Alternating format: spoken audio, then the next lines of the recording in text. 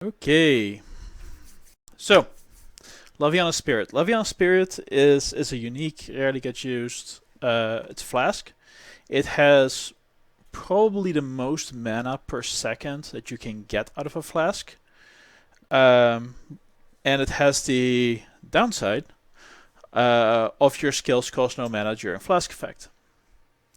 So unless you can spend a lot of mana, and you don't care about the Archmage bit, it's not very useful, right? Because this flask just fills you up in a couple of seconds and then you're full of mana again.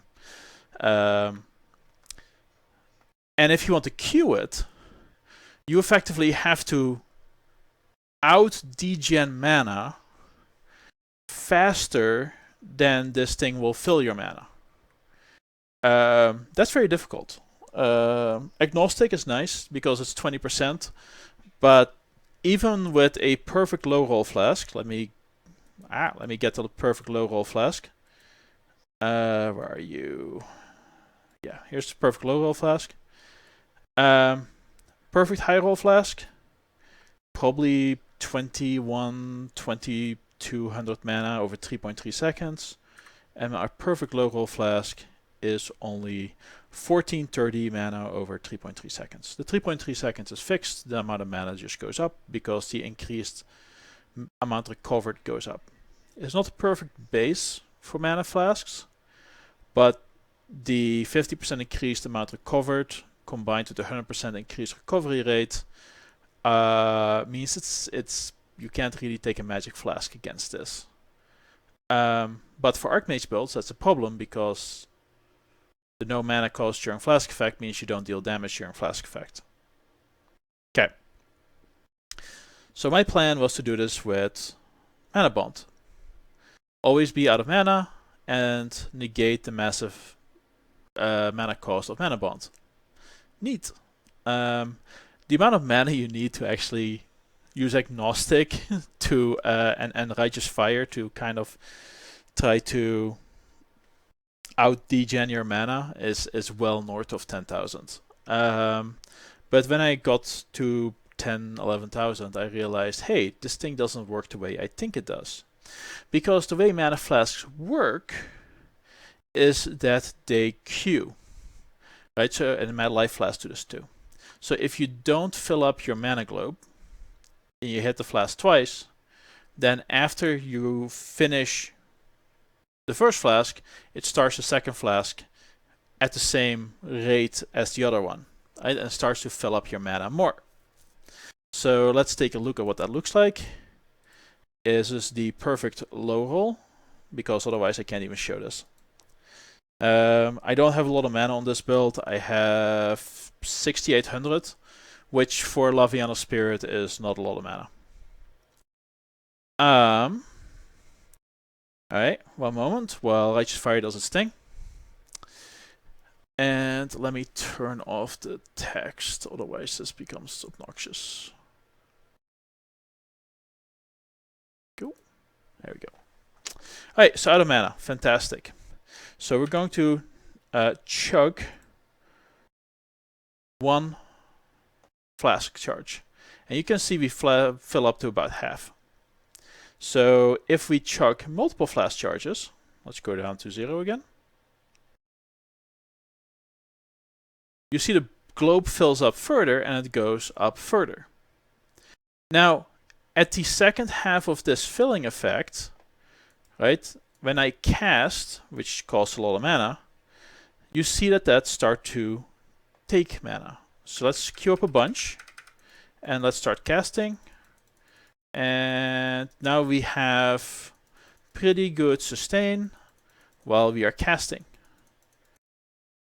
But now we see that, hey, we are out, so let's do it again. And because I start queuing up more flasks, it made my spells free again. So what's happening here is that the buff happens when you press the button. The mana regen can queue, but when you queue up your second effect, the buff that you got from the flask doesn't queue up. Okay. So that's the end of the mana bond idea then. and that's why we're running Archmage instead. Now, there's a couple things to keep in mind. One, for a short amount of time, looks like less than 4 seconds, we don't spend mana. So we want spells that rely on Archmage that do damage over 4 seconds, because that way we can cast some spells, queue up a few spirits, and then cast some more spells, and then queue up a few spirits. And it's for a couple seconds, you just don't cast Archmage spells. In this build, we are casting Stormbrand for that. Stormbrand can be attached for 4 seconds. Or can be detached for 4 seconds. Can be attached for 3.33 seconds, which is fine.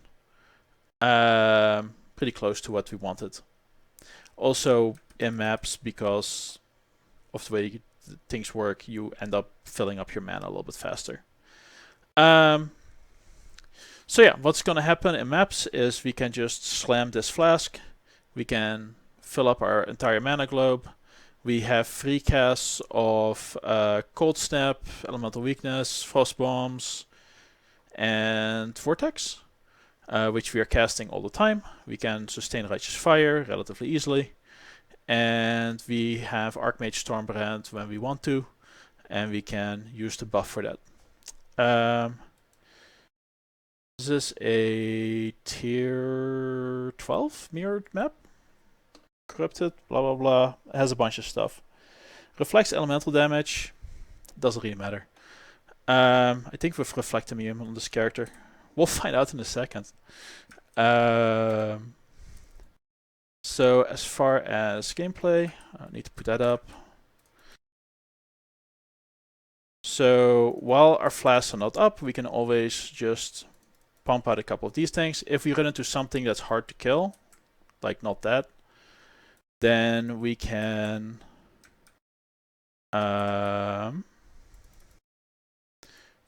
put up some of these Stormbrands, and they'll do pretty good.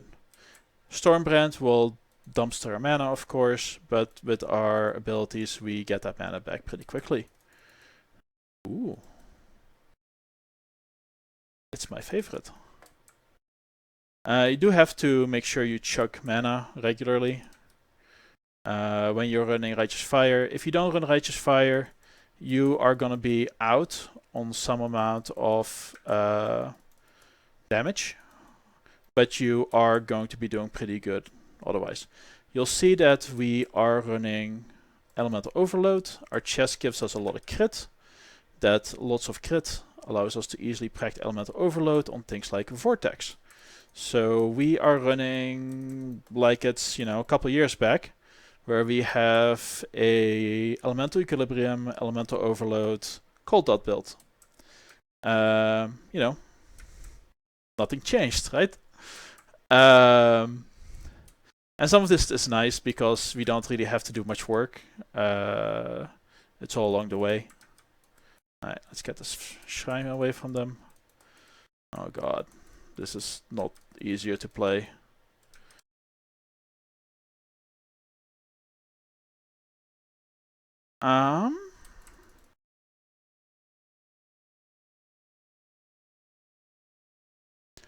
Let's find the boss on here. I assume there's a boss on here.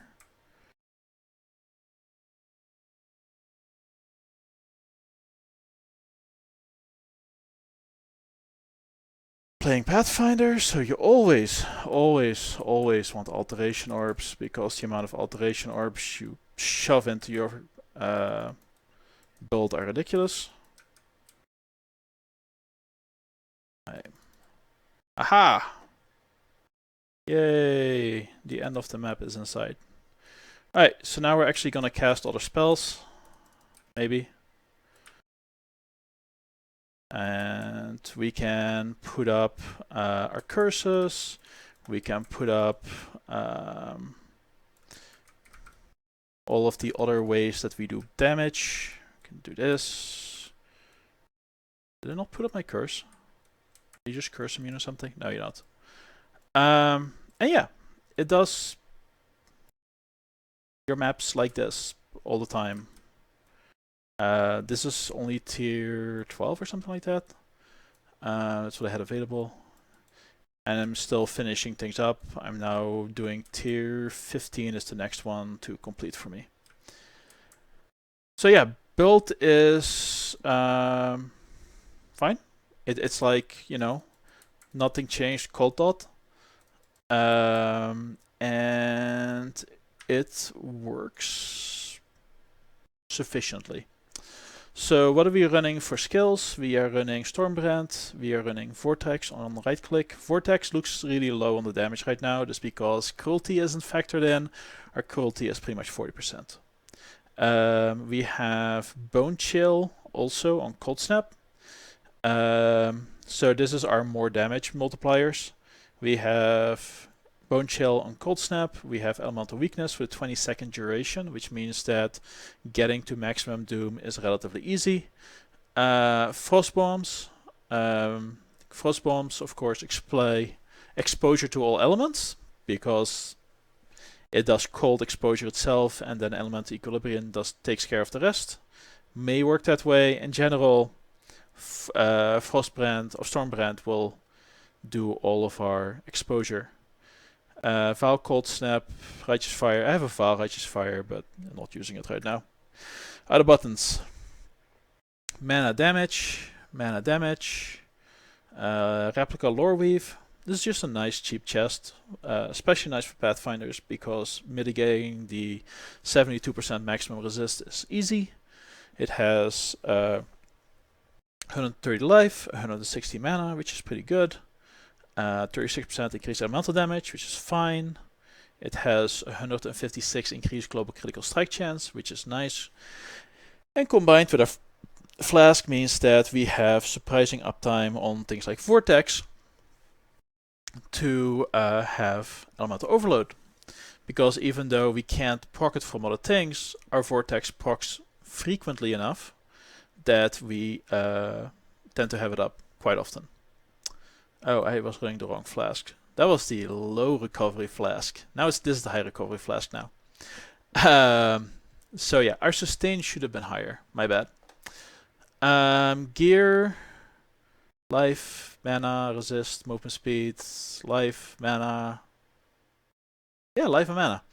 Life, mana, chaos, resist during any flask effect. Life, mana, resists. Life, mana. Yeah, life, mana. Life, mana. And then we have the Crusader allocated for Transfiguration of Mind, and you have the Foible qualityed up. Other items that are worth talking about. At some point I should get resist capped. Right now I'm 72, 72, 69. 72. So I need to find like a couple more points of lightning resistance, and then we'll be good. We probably could add lightning resist already there. Yeah, we could probably craft it on there if we wanted to and take away the 15% damage, but it doesn't really matter at this point. Our life pool is 4200. We of course then have a mana pool, which we have Mind over Matter, so it's more like 6000. Passive tree, what we got going on? Life plus 50 life. The recovery rate, of course, is very nice. Increased flask recovery rate. This does do mana flasks, so that kind of negates our increases in duration we get from the tree. We have increased duration here, and some on their ascendancy nodes, like over there and over here. So this negates our increased duration a little bit. It does mean that I don't know how this interacts with flasks which have it built in already. Flask charge is gained here, and then over here and over there. So that's 40%. And then this cluster puts us at 75%. So 50%, yeah, 75%. Mana nodes, we have 10% damage recouped as mana. 10% damage recouped as mana, which of course is convenient. We have 40% increased evasion if you've been hit recently. Our evasion is like 50% hit chance, which means that this is usually active. We get hit quite frequently. So this is just a cheap couple of points. We are using the Agnostic, we are using Runebinder, Runesmith, Arcane Capacitor, and then Divine Judgment. And that's all from our Thread of Hope, which is quite nice. Over here we have reduced reflected elemental damage taken, and since we're alive, I think I have the Pantheon that gives me reduced reflected elemental damage taken, and then I think I have the anti-poison Pantheon as well. Elemental Overload, Mind over Matter, this is a Healthy Mind, and down here we have a Clear Mind. So we have lots of sources of mana and damage, and then we pick up both of these two duration wheels, which work quite nicely in the build, right? Initially this was for Static Strike, but having the duration on Stormbrand with the interaction of Laviano Spirit, it pretty much is there where we want it to be. Like, we might pick up the 10% more skill effect duration, which would bring this up to 3.6. If we can get to 3.6 duration, of course, that's going to be a little bit better. And you can see our cruelty is lasting for like 7.2 seconds. So whatever the highest hit is that we had in the last 7.2 seconds determines cruelty. Stormbrand does a lot of damage, so it's easily that gets there. Skill links. We have Archmage, level 21, because it was cheap. Stormbrand, level 21, because it was cheap. Lightning Penetration, this is the only skill that really hits, that we care about the hit. So we have the Penetration here. We have Conk Effect, because that's nice, and it does support it. This thing does 6.1, let's make sure it actually works. Yep, does a lot of damage.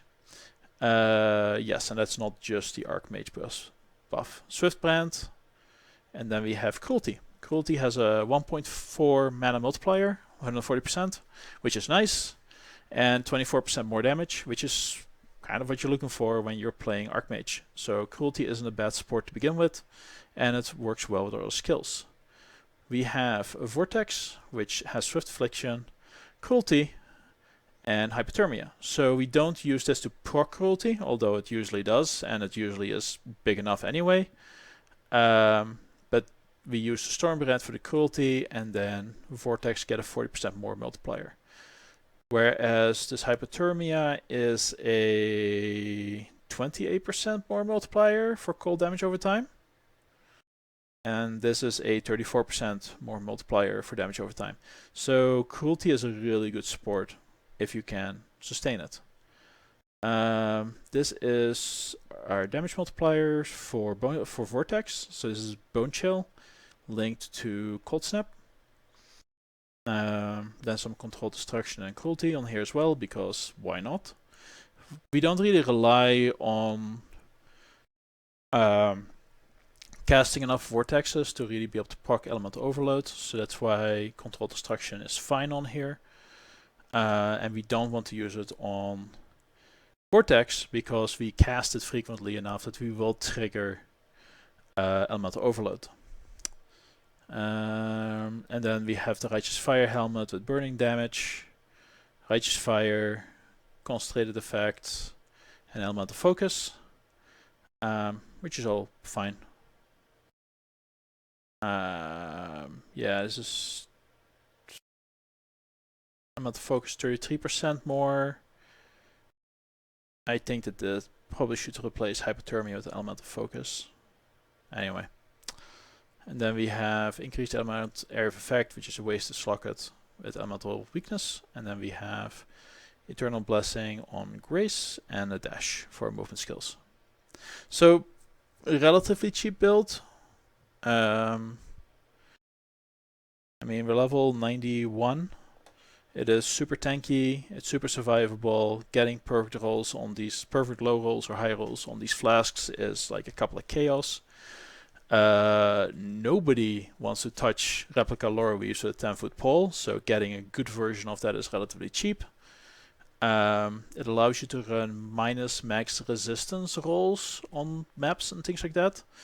Like, this character doesn't die to minus max resist, it doesn't die to reflect, which means that unless you're like running like a Maven and you can make your boss fights a living hell accidentally, you don't really have to worry about what your map mods are. Yeah. I haven't even automated all my flasks yet. I'm working on that. I want this to be 7 charges before. Anyway, working on that. So, Mana Bond failed. Ended up with a different build because of it. Pretty happy with the end result.